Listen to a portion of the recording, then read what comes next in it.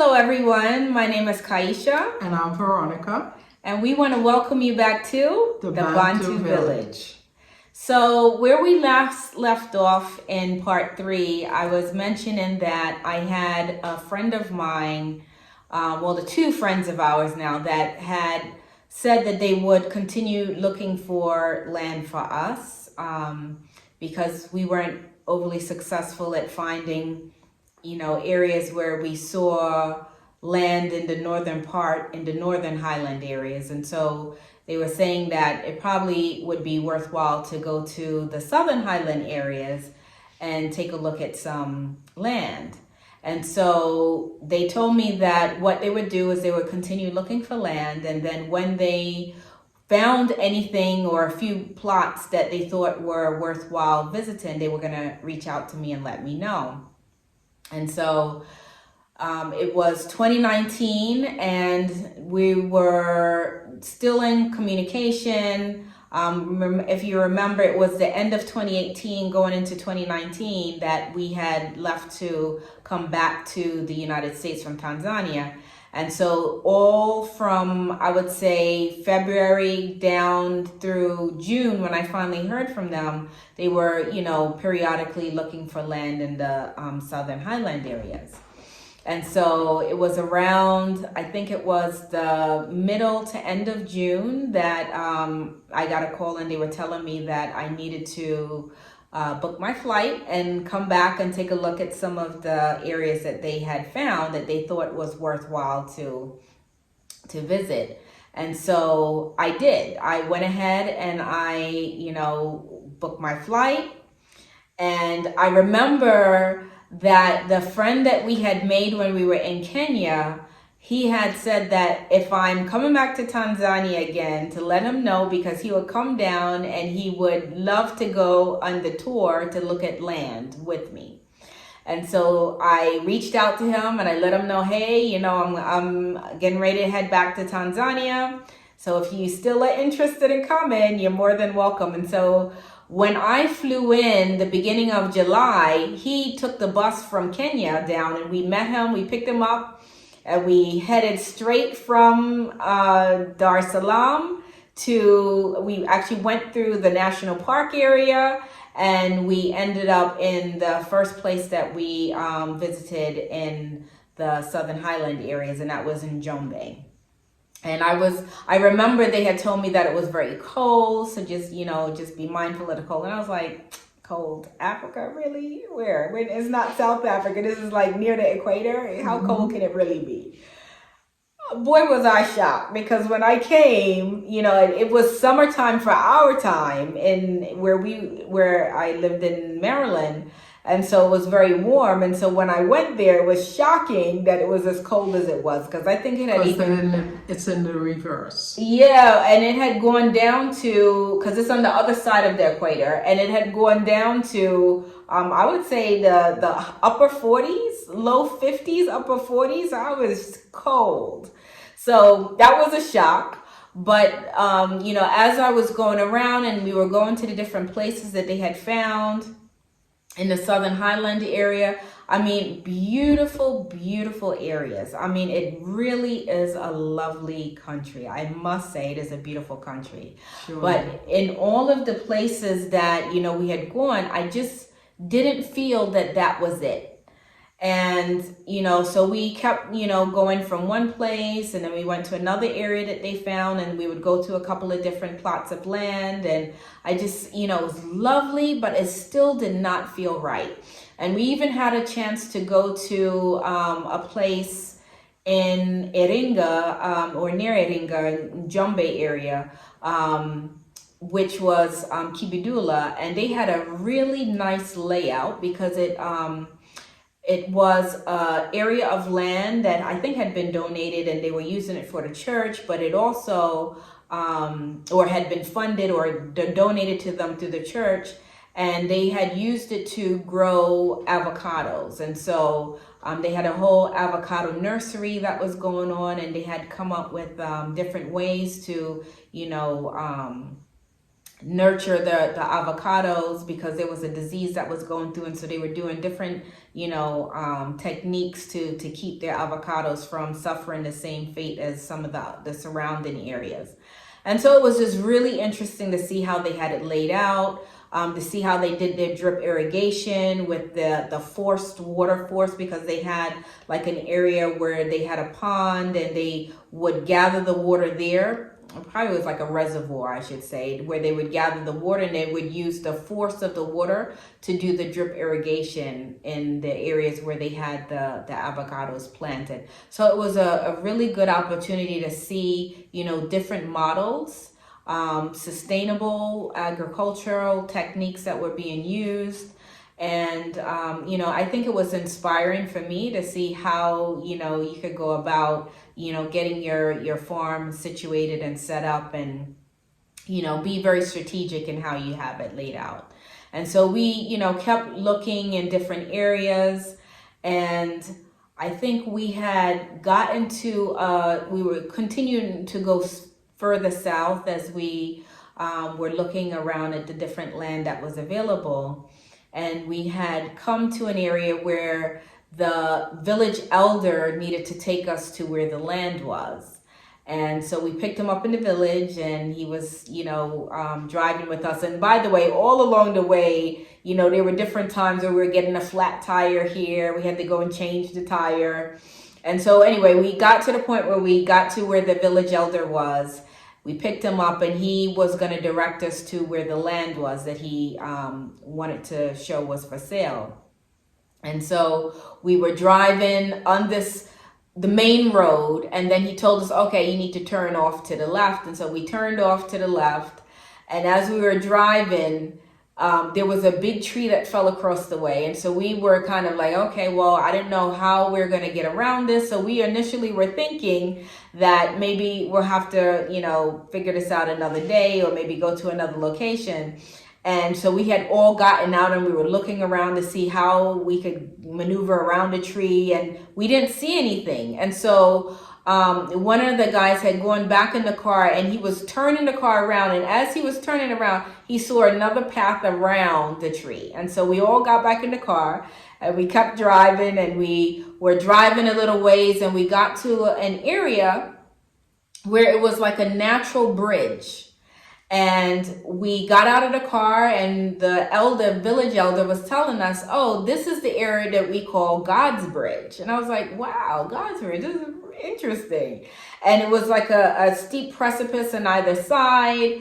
And it was just this natural land formation that you could drive across. And so, after we looked around, and we got back in the car, and we kept driving, and we got to another area, and we heard this pop. And I saw some smoke in the back, and I was like, what was that? And so we stopped the car, and when we got out and looked to see what was going on, what was it? A flat tire. And so one of the roots that was sticking out in the pathway went straight into the tire, and the way it punctured the tire, it was like there was nothing you could do to even patch it. You had to just replace the tire. And so, we had stopped there, and the village elder was calling somebody in the village to see if we can get help with getting the tire, the spear, and getting the tire fixed. And we were like, okay, now what are we going to do? And so one of the guys that was with me, we decided to just keep walking and see if we could actually get to where the land was. And so we kept walking along the pathway, and after a while we heard a motorcycle. And so what happened was the village elder had called somebody from town to take us on the motorcycle to where we needed to go to see the land. And so he took us to the area where the land was. It was just lovely. There was a natural spring. There was a river in the background. And so we were able to see that it had enough water around it. And I remember when we were driving on a motorcycle, on one side I had seen this beautiful kind of like scenic area, and it looked like it was almost like a drop off, and you could see like trees out in the distance. And so I had asked the guy that was in the driving the motorcycle about it, and so he took us over to where that area was. And where you when you came to the kind of like the edge, it really was like a kind of like a plateau.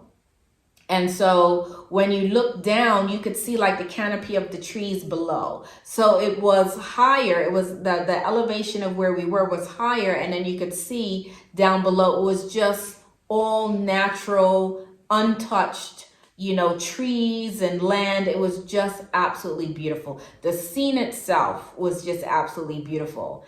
And so as we were looking, I remember, asking the motorcycle driver about these like flies that were just buzzing around, that even when we were walking, they were just kind of like constantly buzzing around you. And so I was asking her, what are these flies? And like in my mind, I'm thinking, I hope they're not tsetse flies or anything like that. And so, I'm curious as to what is, a little worried about what these flies are. And so the guy said, no, those aren't flies.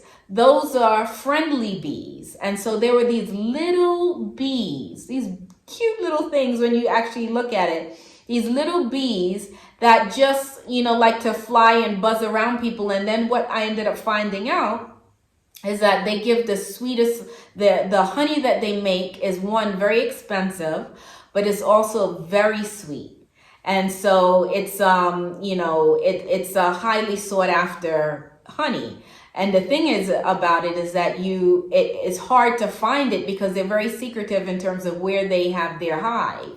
And so you have to be kind of strategic to see where they actually go to, find where their honey is. And so he told me that, and it struck me because I had just formed a company when I was back in the States, and the logo was a bee. It's called the Beha.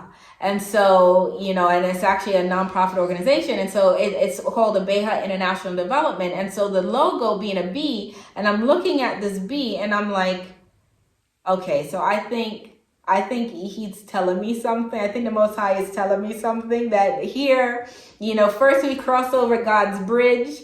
And it was at that time that I started to feel like, I think we're getting close to the area that, he's wanting us to be, right? And then, we see that the land is just perfect. It has all the things that you would want to have if you're doing country living, the water. The flat area, some hills, virgin land. So it's very fertile. I mean, it's just all the things that you would want to have in the land. And then, I'm looking at this little bee, which is like the symbol of my company. And so I think that was the last sign that said that I think this is it. And I just felt strongly. I knew that I would feel it when the Most High, guided me to the place that he wanted me to be, or wanted us to be. And so, and so they had asked me if I wanted to see any other places. And I was like, you know what? No, I don't think I need to see any place else. I think this is it. And so after that, it was really just,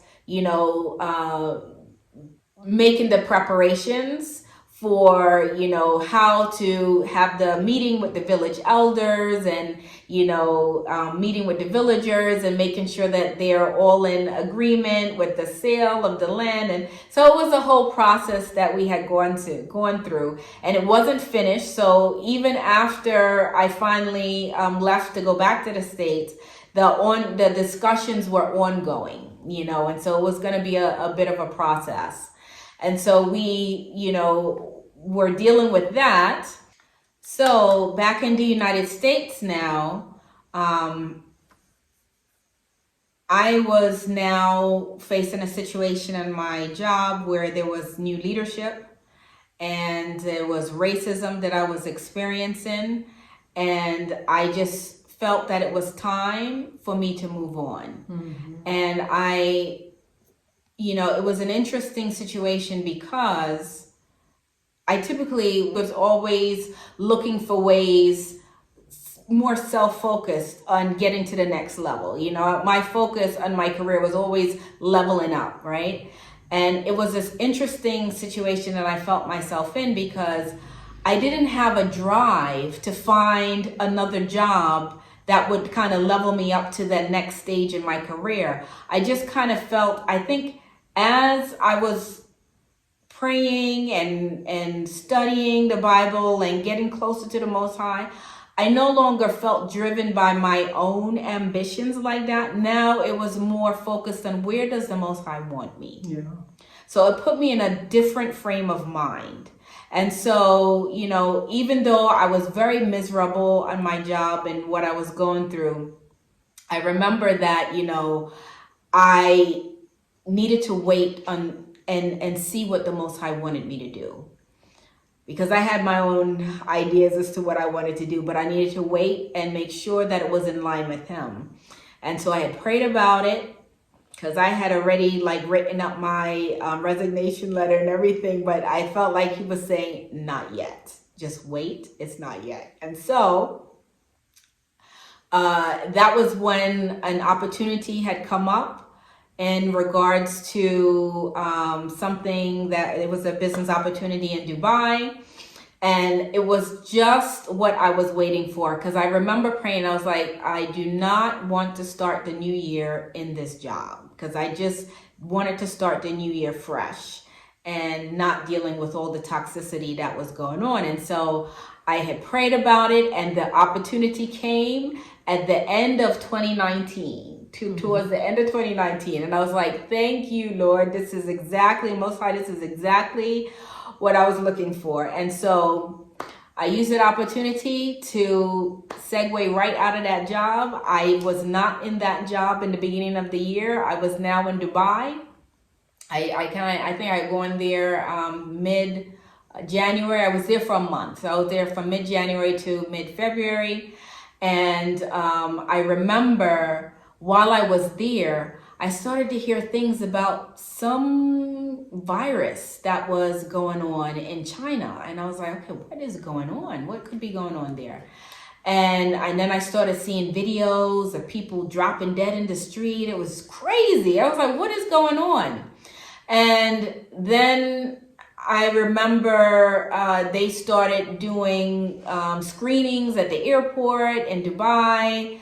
And they had found somebody, I think a couple people that they were able to screen, and then they were able to quarantine them. And so clearly it was spreading.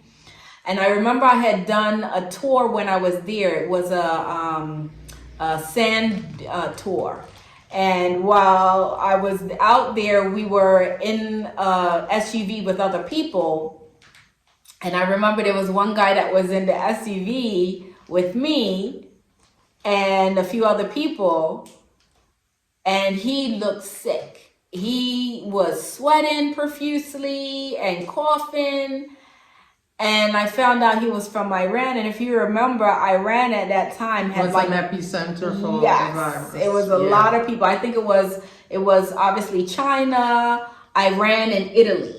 Those are the countries where people were dropping. It was getting really bad there. Yeah. And so, at that time it didn't quite register, because it was only until I came back to the US that I was realizing, wait a minute, that was a highly infected area. And so, thank the Most High, I didn't get sick. That was purely the Most High's covering, I would say, because it was a closed environment. He was coughing and all of that. And so anyway, I finally, when we got back to the United States, is when things really started to escalate. And then the next thing we know, everything was shut down. That was March. So I came back in the mid-February. By March, everything was shut down. It was unprecedented across the globe. Countries were shutting everything down. Flights shut down, everything. And so I think it was around that time that you and I started, talking more, and we started doing more of the Bible studies, I believe. Right. Remember, we started doing some of the Bible studies with other friends. And I think that was when we started really getting closer in our studies with the Most High. And we started also praying and asking the Most High, what was your plan for us? How do we move forward? What is the next steps that we should take? And a timeline. And the timeline, because we didn't know. We knew that Tanzania was, a place that he had identified for us to go to at some point, but we had no idea when, you know. Yeah. And I had started my business, and you know, I'm you know, doing marketing and getting sales, and different things are going on, and you know, I was just kind of getting off of the ground. And so, you know, the idea of just dropping everything and leaving was not in my mind at all. So you all then relocated and moved in with me. And with the conditions that we were under with the virus, we were seeing that things were shutting down. And not only that, we were still in a city area and we wanted to get out of the city. So with that in mind, and not wanting to stand still and do nothing, we began to look for country living in the United States. Right. We looked into several states. We tried Virginia, West Virginia. But we first started out in Maryland. Before we even looked at any other states, we started out looking in Maryland. And we were looking, we were looking in one of the areas where my sister, she lives, which is more country. And so we were looking all around in Maryland. Yes. And we were mindful of things that we needed to be wary of and the like, but you know, we wanted to be close to family initially. Yes. And I think it was when we were looking and we're just seeing that either it was way too expensive or just not conducive for what we were looking for, that we were like, well, maybe we need to broaden the areas that we're looking. And so that's when we started looking in Virginia, Carolina, North Carolina, South Carolina. We looked in, then we started looking at one of the churches that a lot of their members are doing country living. And so we started looking at Alabama and Tennessee. Yeah. And so, you know, and we were praying about it. And I would say we just did not feel strongly that that's what we needed to do. No. I mean, there were some lovely areas that we had seen, but it was like, I don't know, it just did not sit well with us that this is what the Most High is wanting us to do. And so I think that was the time when we had prayed about it. And you know, after praying about it, I think we both realized that the Most High was telling us that it wasn't here. It wasn't in the United States. That we actually needed to really probably focus on Tanzania as a one-time move instead of moving to a country living area in the U.S. and then thinking later on that we would some way down the road go to Tanzania. I think he saw it as a more pressing thing to do than what we had realized. And that is when you reached out to our contacts in Tanzania and we began to make plans. Exactly. And so we had also decided that we needed to have a conversation with our family. Yes. We had already bought our tickets. We had our visas done for all three of us. Yeah. And decided to have a conference with the family and let them know what our final decision was in moving on. Yeah. And of course, that did not go well. Not at all. Not at all. An explosive situation that we didn't imagine it would have been as bad as it. We knew that they would not be happy about it because we had just moved up closer to being with the family. And it didn't go well at all, but that's a story for another time. Yeah. So it was painful. I think that everyone, you know, it was difficult on so many levels. I think on a physical, emotional, and spiritual level, it was not easy. It was not easy at all. And I think that, you know, as we, you know, look back and reflect on some of the things that we were going through, we could totally see spiritual attacks throughout so many areas, and kind of challenges that we were facing along the way. The enemy did not want us to come here. It was not easy at all. It was not easy. And so I think that were it not for prayer And, us holding on to, our faith and recognizing that this is something that the Most High wanted us to do. And regardless as to what that enemy was trying to do to block us, we were going to go. If we didn't have that, there's no way we would be here right now. Not at all. There's no way we would have made it. But for the grace of the Most High, he worked it out.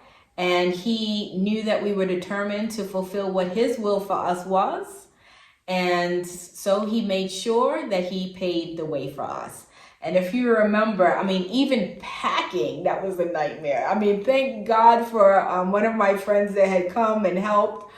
Oh my goodness, it was just a night. It was just like everything you can imagine that could go wrong was going wrong at different times. So I would say that, the last experience that we had that was the most horrendous was at the airport. Yes. On Turkish Airlines. Oh my goodness. That was not a good experience at all. At the airport when we were at Dulles was when they were claiming that our bags are too heavy and that we needed to pay like a lot of money to check them. And then all of a sudden, the guy who was the manager behind the check-in table, he actually went like berserk. That was walking on the conveyor belt, yelling and demanding that we pay like $1,000.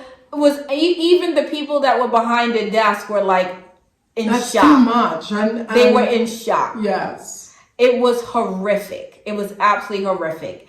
And I could just, it was like a spirit. You could just see that the demonic spirit was trying to keep us. And besides that, we had many dreams along the way anyway. And it was just so interesting because as we were going through these different experiences, we could look back and say, oh, that's what the dream was about. That's what the warning was. Being warned. So, yes. But it was on point. When we reflect back on some of the warnings that we had in dreams, it is exactly what we had experienced. Yeah. And so we shouldn't have been surprised. We almost missed the flight. We would have missed all the connecting flights. Absolutely. And we had to run. I couldn't. It was horrific. It was absolutely horrific. It was late at night too. Yes. So it wasn't like it was easy to say, okay, well, we'll just get the next flight in maybe an hour or so. No, it was like already late. And so, I just remember that, when we finally got through it all and we were on the plane and I was looking back at that, area in the airport where you can look out and see the plane. I just remember looking at the window and I almost stuck out my tongue because I did that in my dream. I almost stuck out my tongue, but I didn't. But I had to smile because it was like, despite all the efforts of the enemy to keep us from leaving, we left regardless. Yes. The Most High opened the way and he allowed us to get through, and here we are today. So. And despite all of the harassment by that man on Turkish Airlines at the airport, one of the bags that he was demanding that we check those bags was left at the airport. Yeah, so that was another issue with all your stuff there that for you a couple of months. Oh, it was terrible. It was terrible. So yeah, but we made it here regardless, and and I would say that even getting here, it was not a smooth road by any means. We've had multiple challenges along the way. Exactly. But I would say that, in looking and reflecting on it, nothing good ever comes easy. And I think that if this could at all be an encouragement to anybody that, maybe be in the same boat that we were back in the end of 2021, just know that it's not going to be easy for you to get out if that's what you want to do. But when you make that decision to leave, the Most High will open the way for you. You just have to get to the point where you realize that regardless as to what the enemy is going to throw at you, you are going to fulfill what the Most High is telling you to do. And I think that once you make up your mind, he will open the way. It'll seem impossible, but he will open the way and he'll make sure that you're able to accomplish what you're trying to get done. And we just want to assure you, discouragement is one of the instruments that the enemy uses against you. Absolutely. And when we know that the Father wants us to do something, we've got to be decided in our minds, deeply set in our minds, that we are going to obey. Exactly. And He will take you the rest of the way. No matter how difficult it is and how impossible it seems, so long as that decision is made in your heart and you mean it. Right. You don't want to come undecided. When you're undecided, there are many ways that you can branch off into going. But you need to be directed according to what He says, what His will is. Yeah. And when you follow that, He will strengthen your faith and strengthen the journey, the problems that will come along in the journey. He will make it a sure thing that you can do it. Right. Absolutely. We all have to make that decision, and it's not always easy. We had a lot of traumatic things that happened to us, a lot of misguided information was given to others as to what really happened. But like we say, that's another video for another time. Yeah, maybe we'll discuss more about that at another time. Yeah. But yeah. Just know that the Bible says that the Father is going to gather His people back together again. There is a regathering happening right now. And if you believe that you're in harmony with Him in such a manner that He's going to be directing you, just be obedient. Your faith may be small, your strength may be weak, but if you are resting in Him, He will guide you the rest of the way. He's not going to drop you. By no means. Yeah. Times are changing. We can see They things have happening. changed, actually. Yeah. Every day you're seeing something else going on that is pointing to The culmination of a lot of things. Yes, the closing events of time that are rapidly coming down to, where we have always read about things occurring in the Bible. We can see it as unfolding now. And so I think that, as we see more and more things occur, we need to hold on to our belief in the Most High and pray and ask Him for the guidance that is necessary. Sometimes it is a matter of you stepping out in faith, and it takes two legs in order to walk. So in order for you to get to that next stage, you have to also step out so that He can do that next step with you, right? So you have to step out in faith. Just like when Peter stepped out of the boat, you have to step out in faith and keep your eyes on Him as you're, on this path, so that you can accomplish what it is that He intends for you to do. Because I think each and every one of us, there is a mission that we have to accomplish, right? And so it's a matter of finding out what that mission is and staying on the course, right? So I just want you to be encouraged and to kind of understand and hear our story and how we got here. And what I would like to do moving forward is to really kind of document more of our journey and some of the things that we're trying to accomplish here. And, we'll kind of hear from others as we do interviews of different people at different points in time, so that you can kind of get a feel for what it is like here in Tanzania and what our day-to-day experiences is like. So once again, we want to thank you for watching. We want to ask you to like, share, subscribe if you haven't subscribed yet. And, if you feel that this is something that could be an encouragement, maybe not only to you, but to other people who are thinking about, stepping out and, participating in this awakening that is occurring, definitely share it with those that can be encouraged. And we hope to see you in our next video.